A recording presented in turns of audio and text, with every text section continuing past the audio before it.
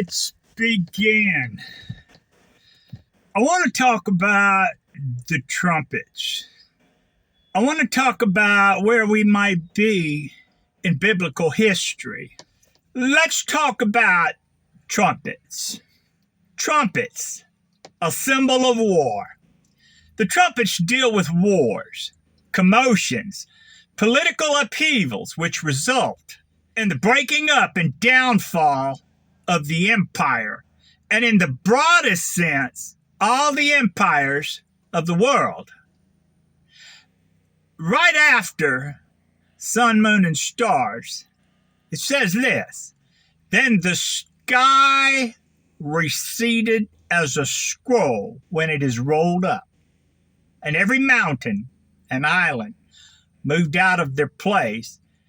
The kings of the earth, the great men, the rich men, the commanders, the mighty men, every slave, every free man, hid themselves in caves, in the rocks, in the mountains, and said, mountains and rocks, fall on us. Hide us from the face of him that sits on the throne and from the wrath of the Lamb. For the great day of his wrath has come, and who is able to stand? Now that's the very next verse. So the immediate scripture following the darkening of the sun and moon, and the stars following, most likely means trumpets are largely in the past. Now, if that's the case, if the trumpets are largely in the past, we should be able to look to our own history and find evidence of that. Indeed, that may very well be the case. Let's listen to the following clip. Revelation 8, verse 12.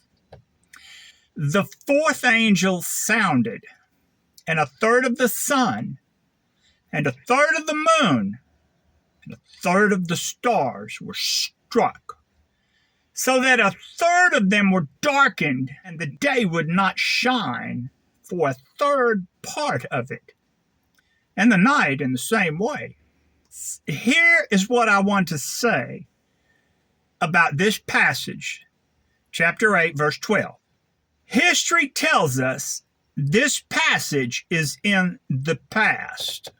Now, allow me just to read from history. I'm going to read from Myers' General History book, okay? The trumpets bring the fall of Western Rome in 476.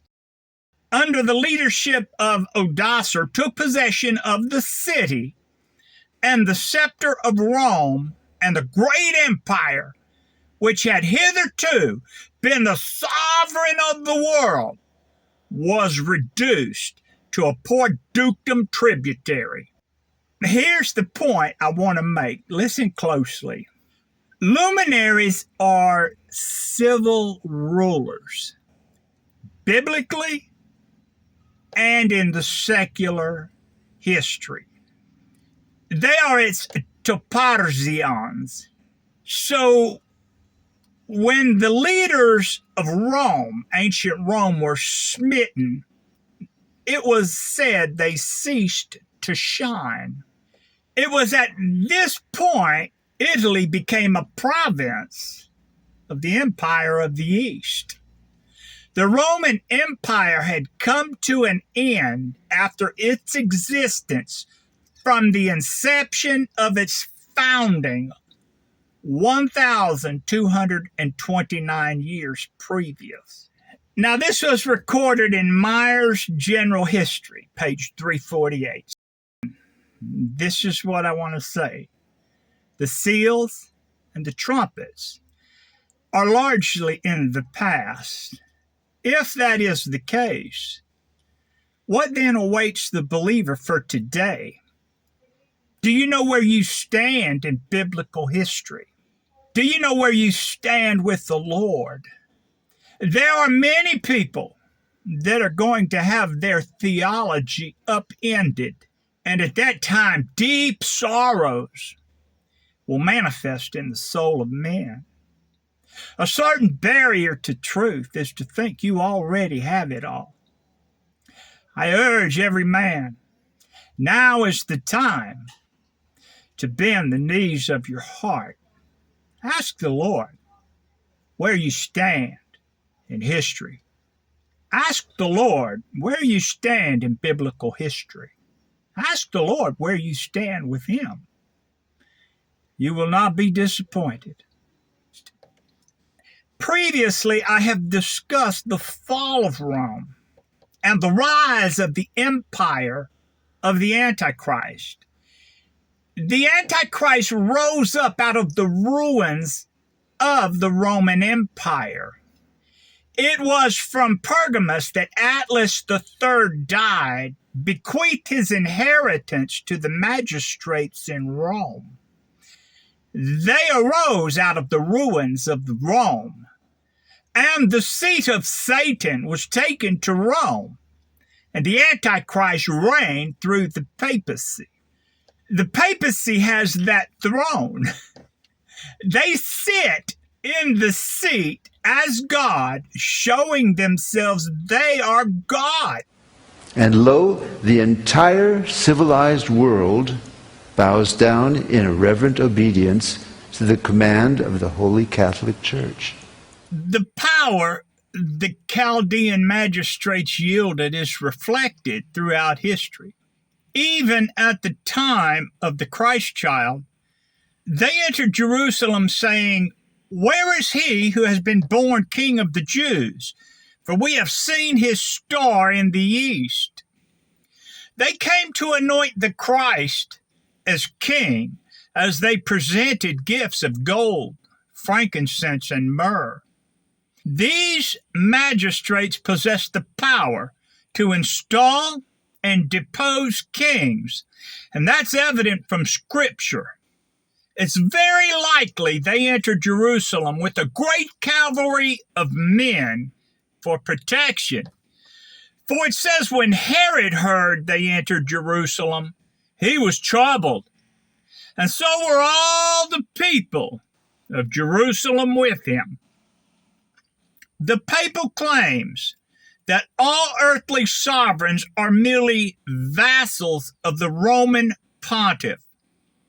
Almost all the kings and princes of Europe swore allegiance to the papacy as their overlord, as Rome once again became the mistress of the world under Pope Innocent III.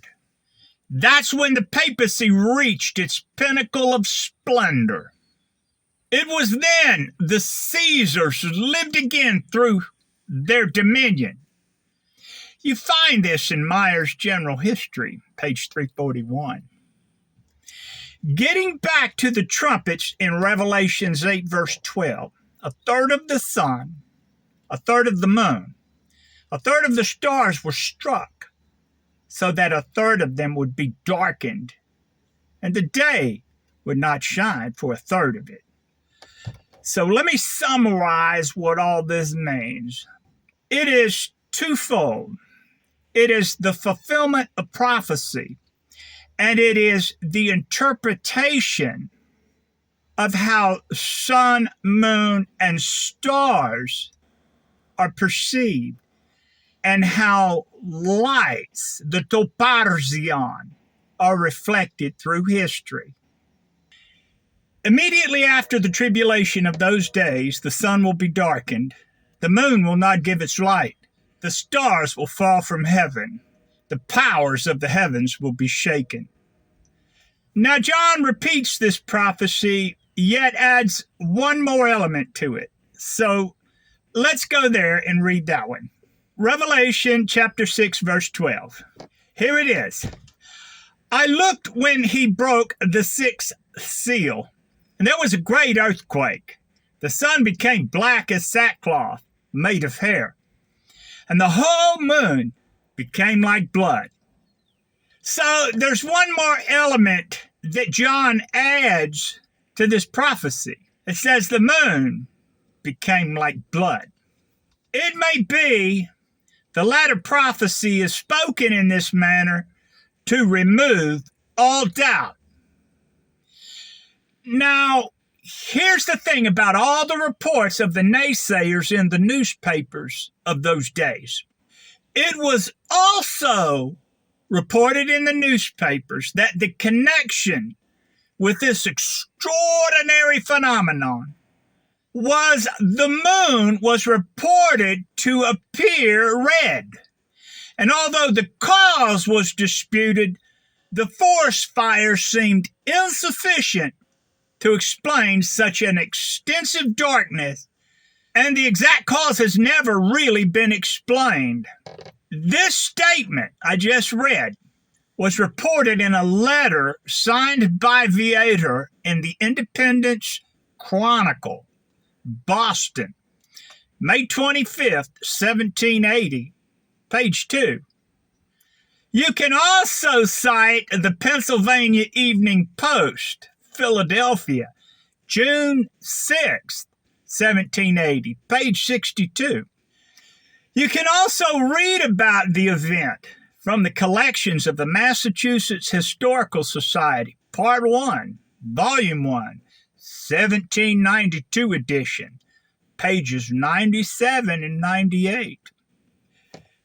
You know, Timothy Dwight, the president of Yale at that time, said that the general opinion that prevailed during that time was that Judgment Day was at hand. Now, although there was no agreement among the newspaper writers at that time as to the unparalleled darkness, there was an entire agreement as to the extraordinary character of it. Any suggestion as to natural cause can in no way mitigate the significance of the event. Now, allow me to get to the very next verse, Revelation chapter 6, verse 14. Here it is. Right after sun, moon, and stars, it says this, then the sky receded as a scroll when it is rolled up.